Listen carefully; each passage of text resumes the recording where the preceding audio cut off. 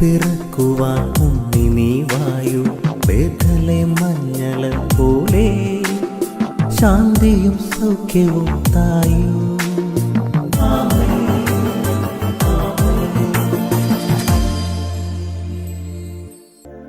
യേശുവിൻ്റെ ഏറ്റവും പ്രിയമുള്ളവരെ, ലൂക്കാ 12:1.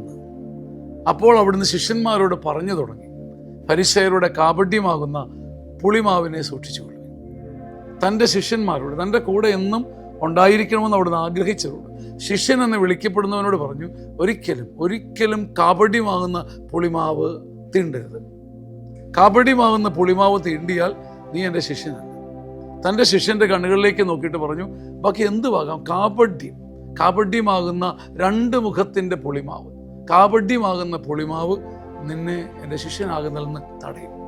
നമ്മൾ അനേകം പേര് പ്രാർത്ഥിക്കുന്നു, സ്നേഹിക്കുന്നു എന്ന് പറയുന്നു, ആരാധിക്കുന്നു എന്ന് വരുത്തി തീർക്കുന്നു. പക്ഷേ കാപട്യമാകുന്ന പുളിമാവ് എൻ്റെയല്ല, നിങ്ങളുടെയല്ല, ആരുടെ അകത്തുണ്ടെങ്കിലും ശിഷ്യൻ എന്ന് വിളിക്കപ്പെടാനുള്ള യോഗ്യത നമുക്കില്ല. ശിഷ്യരുടെ മുഖത്തേക്ക് നോക്കിയിട്ട് അവിടെ പറഞ്ഞു, ഫരിസേയരുടെ കാപട്യമാകുന്ന പുളിമാവ് നിങ്ങളെ തീണ്ടരുത്.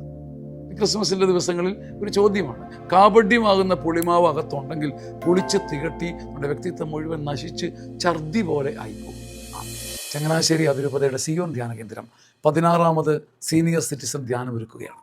15 ധ്യാനങ്ങളിലൂടെ കടന്നുപോയി കരിമേഘങ്ങൾ നിറഞ്ഞ മനസ്സുമായി വന്ന് മഴവില്ല് പോലെ മടങ്ങിപ്പോയ അനേകം മാതാപിതാക്കളുടെ അനുഭവ സാക്ഷ്യങ്ങളുടെ മുദ്രയായി വീണ്ടും 16ാം ധ്യാനം ഒരുങ്ങുമ്പോൾ നിങ്ങളുടെ മാതാപിതാക്കന്മാർക്ക് കൊടുക്കാൻ പറ്റുന്ന അപൂർവ സമ്മാനമാണിത്.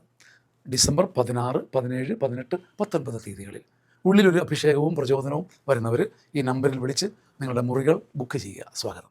ആമേൻ, ആമേൻ.